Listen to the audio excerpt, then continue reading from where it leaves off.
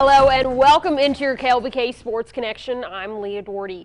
Well, over the past few days, we've introduced you to new Plainview women's basketball coach Adrian Alfaro. Alfaro comes to Plainview with 10 years of coaching experience, but before he was a coach, he played basketball for Lubbock Cooper under Steve Gomez, who's the head women's basketball coach at Lubbock Christian. Now, earlier today, we caught up with Coach Gomez, who shared some of his favorite memories of coaching Alfaro. As a high school player, he loved the game so much. You saw the passion, the enthusiasm, and just to see him understand the game, play with his teammates, yeah, you saw a good future for him in whatever he did. Who knew then it was going to be coaching? But you can tell when kids are going to have a bright future just because of the type of people they are. Plainview's a great program, and so I just look forward to following him, doing anything I can do to encourage him, and look forward to Plainview girls basketball continuing to excel. Well, Gomez is quite the impressive coach himself, winning 2 national titles while coaching at LCU. And after Coach Alfaro accepted the position at Plainview, we asked him how Coach Gomez shaped him, not only as a player, but as a head coach as well. Alfaro says Gomez has continued to be a big influence on his life and taught him lessons as a player that he can now pass on to his team. Being under coach, a lot of the shine on areas that I felt like I really needed at that point in time, playing under him. And I mean, it's taught me hard work, dedication, passion, love.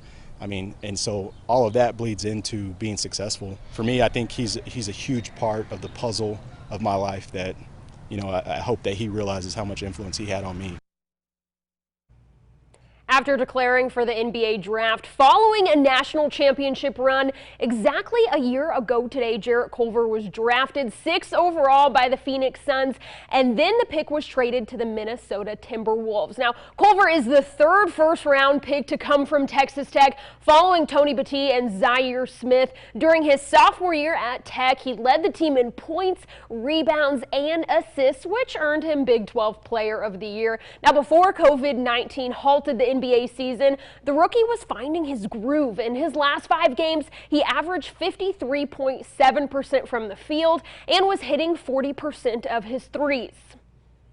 Now, for any athlete who's seen success in their career, including Culver, they'd be the first to tell you they didn't get there alone. Along the way, there was either family, teammates, or maybe a coach who helped them get to where they are now. For many West Texas women's basketball players, they'd say that person is Noelle Johnson. Last week, Noelle lost her battle to cancer at the age of 47. And today, loved ones gathered to celebrate the life of the former Lady Raider basketball player and longtime Midwestern State coach. During her time at Tech, Johnson helped lead her team to a 1993 NCAA championship title and would go on to become the winningest coach in program history at Midwestern State. I knew I wanted to coach her because I loved her mentality and I loved her focus. I loved the fact that she had a little bit of humor about her, but when it got time to be serious, she was going to make sure that she did everything she possibly could to make her team win. And the way she was always ready to take care of situations for people that she loved was always, I think, something that drew people to her and kept people close to her.